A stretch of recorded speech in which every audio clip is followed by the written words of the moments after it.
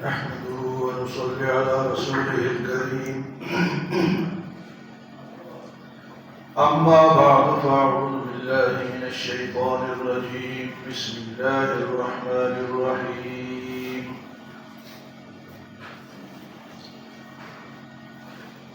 قال يا إبليس ما منعك أن تسجد لما خلقت بيدي أستكبرت أم كنت من العالين قال أنا خير منه خلقتني من نار وخلقته من طين قال فاخرج منها فإنك رجيم وإن عليك لعنتي إلى يوم الدين قال رب فأنظرني إلى يوم يبعثون قال فإنك من المنظرين إلى يوم الوقت المعلوم قال فبعزتك لأغوينهم أجمعين إلا عبادك منهم المخلصين قال فالحق والحق أقول آدم علیہ السلام کی پیدائش کے بعد جب اللہ پاک نے فرشتوں سے کہا کہ ان کو سجدہ کرے تو فرشتوں نے تو سجدہ کر لیا لیکن فرمائے اللہ ابلیس آدم نے سجدہ نہیں کیا۔ اس سے اللہ پاک نے پوچھا بھئی کس چیز نے تجھے روکا سجدہ کرنے سے؟ تو اس نے کہا انا خیر منہ خلقتنی من نار وخلقتہ من طین، میں اس انسان سے بہتر ہوں، میں آگ سے پیدا کیا گیا ہوں اور یہ مٹی سے پیدا کیا گیا ہوں۔ انا خیر منہ، میں ان سے بہتر ہوں۔ خلقتنی من نار، مجھے آگ سے پیدا کیا گیا، وخلقتہ من طین، اور ان کو مٹی سے پیدا کیا۔ تو مقابلہ کرے تو فرمایا کہ آگ ہے، چمک ہے، دمک ہے، اونچائی ہے، صاف شفاف ہے۔ مٹی لازمی بات ہے کہ مٹی مٹی ہے، لیکن حضرت مجدد الفسانی رحمۃ اللہ علیہ فرماتے ہیں کہ جو حیثیت یا جو برکت یا جو عاجزی اللہ نے مٹی کو دی ہے کسی اور چیز کو نہیں، کیونکہ اللہ نے اپنے جتنے بھی پیغمبر بھیجے ہیں وہ جنات میں سے کوئی نبی نہیں آیا، سارے مٹی کے بنے ہوئے وہ پیغمبر آدم علیہ السلام سے لے کر جناب۔ تو اس سے اندازہ ہوتا ہے کہ مٹی کی کیا شان ہے، اور اس کے اندر عاجزی ہے تو عاجزی اللہ کو پسند ہے، آگ کے اندر وہ تکبر ہے تو تکبر اللہ کو پسند نہیں ہے۔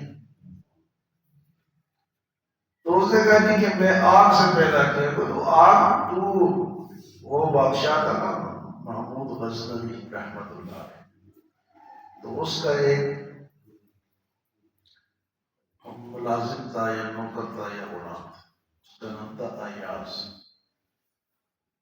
تو وہ بڑا ذہین آدمی تھا، ہوشیار آدمی تھا، تو اس کی شکایتیں لگاتے تھے باقی جو وزراء تھے، یہ ایسا ہے یہ ایسا ہے، اور پھر یہ کمرہ ہے اس کا، اس روزانہ اس میں جاتا ہے کوئی چیز وہاں یہ رکھ کے آتا ہے۔ بادشاہ نے پہلے تو کمرہ چیک کیا تو کمرے میں دیکھا تو اس کا وہ گاؤں سے جو لایا ہوا بکسا تھا، پرانے کپڑے تھے اس میں اور پرانی چیزیں تھی۔ میں اس کو روزانہ کے دیکھتا ہوں کہ یار تیری اصل یہ ہے، یہ اصل یہ ہے، تو زیادہ غرور تکبر نہ کر۔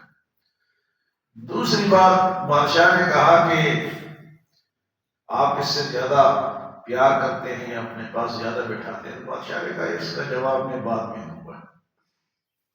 تو ایک دن بادشاہ نے دربار لگایا اور سب وزراء کو بلایا اور ایک قیمتی ہیرا لا کے رکھا ٹیبل پہ یا میز پہ رکھا، تو ایک ایک وزیر کو وہ بلاتے گئے کہ اس کو توڑ ڈالو۔ توڑی لو، ایک پتھر نیچے رکھو، ایک اوپر، اس کو توڑ دو۔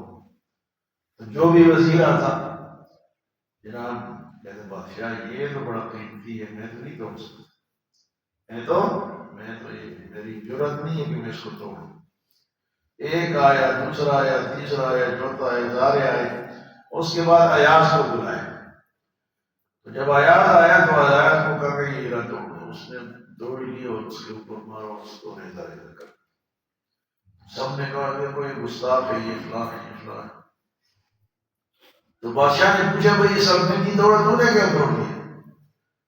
تو ایاز نے کہا کہ میرے لیے تو بادشاہ کا حکم اس ہیرے سے کئی گنا بڑا ہے۔ مجھے تو بادشاہ نے حکم دیا کہ توڑ دو، تو مجھے حکم فالو کرنا چاہیے۔ ہیرے کیا چیز ہے کہ ہیرے کہیں اور آ جائیں گے؟ تو اس نے توڑ دیا۔ تو بادشاہ نے سب وزراء کو کہا کہ دیکھا ہے اصل میں یہ کہ یہ فرما بردار ہے، حکم ماننے والا ہے۔ تو شیطان نے حکم مان لیا ہوتا تو یہ بچ جاتا۔ فرمایا کہ یہ تو ایاز سے بھی کیا گزرا ہے کہ اس نے بادشاہ کے حکم کو مان لیا، یہ کہ اگر مان جاتا تھوڑی دیر کے لیے مان جاتا تو یہ بچ جاتا، لیکن اس نے حکم نہیں مانا۔ فرمایا کہ میں بہتر ہوں، تو اللہ پاک نے فرمایا کہ جو تو بہتر ہے تو پھر بتاؤ جا یہاں سے۔ قال فاخرج منها فإنك رجيم، تو یہاں سے نکل جا، بس تو لعنتی ہے۔ وَإِنَّ عَلَيْكَ اللَّعْنَةِ إِلَىٰ يَوْمِ الدِّينِ، اور یہ لعنت تیرے اوپر قیامت تک رہے گی۔ اس دن وہ ڈاکٹر نائک سے کسی نے پوچھا کہ شیطان لوگوں کو گمراہ کرتا ہے تو شیطان کو کون گمراہ کرتا ہے؟ عجیب عجیب سوال لوگ کرتے ہیں۔ شیطان تو لوگوں کو گمراہ کرتا ہے، لیکن شیطان کو کون گمراہ کرتا ہے؟ تو اس نے کہا کہ شیطان خود گمراہ ہوا اور ابھی بھی خود گمراہی میں پڑا ہوا ہے، وہ مان نہیں رہا۔ تو کہا فخرج منها فإنك رجيم، تو نکل جا، تو لعنتی ہے، مردود ہے۔ وإن عليك لعنتي إلى يوم الدين، اور یہ لعنت تیرے اوپر قیامت تک رہے گی۔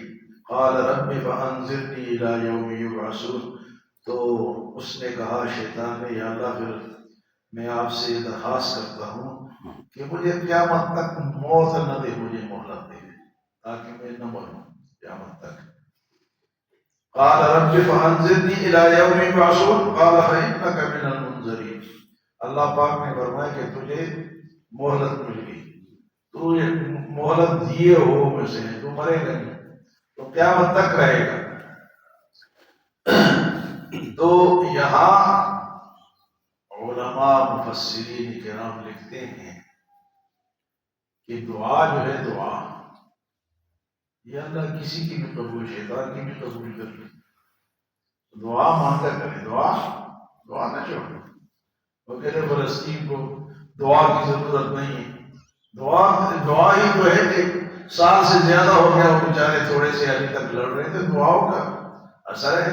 ورنہ ایک ایٹمی ملک ہے اسرائیل، وہ کب کا نیست و نابود کر دیتا، لیکن یہ اللہ کے لوگ دعا، ٹھیک ہے ہمارے پاس وسائل نہیں ہے کہ ہم وہاں پہنچے، لیکن دعا تو ہم کر سکتے ہیں، دعا کو چھوڑنا نہیں۔ بعض لوگ اعتراض کرتے ہیں کہ مولوی بیٹھ کے دعا کرتے ہیں، یہ جہاد نہیں کرتے۔ تو نے کون سا جہاد کر لیا کہ مولوی نہیں کرتے؟ آج کل حالات ہی بین الاقوامی ایسے ہو گئے کہ ایک ملک سے آپ دوسرے ملک جا ہی نہیں سکتے۔ ہاں، مفتی تقی عثمانی صاحب نے یہ فتویٰ دیا ہے کہ جو قریب کے ملک ہیں جو وہاں جا سکتے ہیں ان پہ جہاد فرض ہے۔ اردن ہے، لبنان ہے، مصر ہے، شام ہے، یہ ان کے سرحدیں فلسطین سے ملتی ہیں، سعودی عرب ہے، اور میں ان پہ جہاد فرض ہے۔ پہلے قریب والے جہاد کریں گے تو دور والے بھی آ جائیں گے، قریب والوں پہ جہاد فرض ہے۔ تو میں یہی بات کر رہا تھا کہ دعا شیطان کی بھی قبول ہوگی، قیامت تک کے لیے وہ زندہ ہے۔ وَمَا قَالَ رَبِّ فَأَنظِرْنِي إِلَىٰ يَوْمِ يُبْعَثُونَ، کہ پروردگار مجھے مہلت دے قیامت تک کے لیے۔ قَالَ فَإِنَّكَ مِنَ الْمُنظَرِينَ، اللہ پاک نے فرمایا کہ تجھے اجازت ہے الى یوم الوقت المعلوم، ایک وقت تک، یہ نہیں کہ قیامت میں پہنچ گئی تو پھر گڑبڑ کرے، وہاں تو یہ وقت ہی معلوم ہوگا۔ وہ جو اسرافیل پھونکے گا نا، جب دنیا طرف بسب مر جائیں گے تو یہ بھی مرے گا، یہ بھی مرے گا۔ فرمائے الى یوم الوقت المعلوم، اجازت تو تجھے مل گئی لیکن وقت مقررہ تک۔ تو شیطان نے کہا قال فبعزتک لأغوینہم اجمعین، اے میرے پروردگار تیری عزت کی قسم میں سب کو گمراہ کروں گا، قسم کھائی۔ قال فبعزتک لأغوینہم، پھر خود ہی کہا الا عبادک منہم المخلصین، لیکن تیرے نیک بندے مجھ سے بچ جائیں گے۔ خود ہی اس نے کہا۔ آج دنیا میں شیطان کے ساتھی زیادہ ہے، نیک لوگ کم ہیں لیکن ہیں ضرور جو شیطانی حملوں سے بچ جاتے ہیں، جو شیطانی حملوں سے دعا مانگتے ہیں، کوشش کرتے ہیں۔ حضرت عبد القادر جیلانی رحمۃ اللہ علیہ کے پاس شیطان بزرگ کی شکل میں آیا، ایک اور بزرگ بن کے، وہ خود بزرگ تھے، تو کہا کہ بس یہ ہے کہ آپ نے اتنی عبادت کر لی، آپ کو اب اللہ کی طرف سے اجازت ہے، آپ چھوڑ دیں، تکلیفیں نہ اٹھائیں، آرام کریں۔ تو وہ بزرگ بھی تھے لیکن عالم بھی تھے۔ شیخ عبد القادر جیلانی رحمۃ اللہ علیہ کو لوگ مشکل کشا سمجھتے ہیں، ان سے مدد مانگتے ہیں، یہ غلط ہے۔ وہ تو انہوں نے دو توحید پرست تھے، ان کی کتاب پڑھیں تو پتہ چلتا ہے کہ وہ کتنے توحید والے تھے، اور وہ تھے بھی حملی لوگ تو یہ شرک اور بدعت کرتے ہی، وہ تو حملی تھے، وہ حنفی بھی نہیں تھے، حملی مسلک میں۔ تو شیطان نے کہا جی آپ فارغ ہیں، اللہ کی طرف سے آپ کو اجازت ہے کہ آپ آرام کریں۔ تو چونکہ عالم تھے، اللہ والے تھے، تو انہوں نے کہا کہ تو لعنتی میرے سامنے سے دفع ہو جا، میرے پیارے پیغمبر رات کو کھڑے ہو کے ان کے پاؤں سوج جاتے تھے، ان کو تو معاف نہیں ہوا اور مجھے معاف ہو گیا۔ یہ بات یاد رکھیں، کبھی کوئی شخص انسانی شکل میں، بزرگ کی شکل میں آئے اور غلط بات بتائے تو سمجھ لو کہ ٹھیک نہیں، بزرگ آدمی ہوگا، عالم ہوگا، وہ آپ کو کوئی بات نہیں بتائے۔ شیطان بھی انسانی شکل اختیار کر سکتا ہے۔ تو بزرگوں نے کیا فرمایا، عبد القادر جیلانی رحمۃ اللہ علیہ نے کیا فرمایا کہ میرے پیارے نبی کو تو معاف نہیں ہوئے، مجھے کس طرح معاف ہو گئی؟ یہاں سے دفع ہو جاتا، میں نے تجھے پہچان لیا کہ تو کون ہے، تو شیطان ہے۔ تو حضور صلی اللہ علیہ وسلم نے تو آخری وقت تک نماز نہیں چھوڑی۔ ہمارے یہاں کچھ لوگ ایسے ہوتے ہیں کہ نماز حضرت صاحب نے نہیں کہتے، نماز ہی مدینے میں پڑھتے ہیں، مرغہ یہاں کھایا اور نماز مدینے میں پڑھتے ہیں۔ تو یہ بیچارے جو کم ذہن والے لوگ ہوتے ہیں وہ پریشان ہو جاتے ہیں، وہ پھر غلط راستوں پہ چلتے ہیں، ایسے لوگ شیطانی باتیں پھیلاتے ہیں۔ اللہ ہمیں عمل اور سمجھ کی توفیق عطا فرمائے۔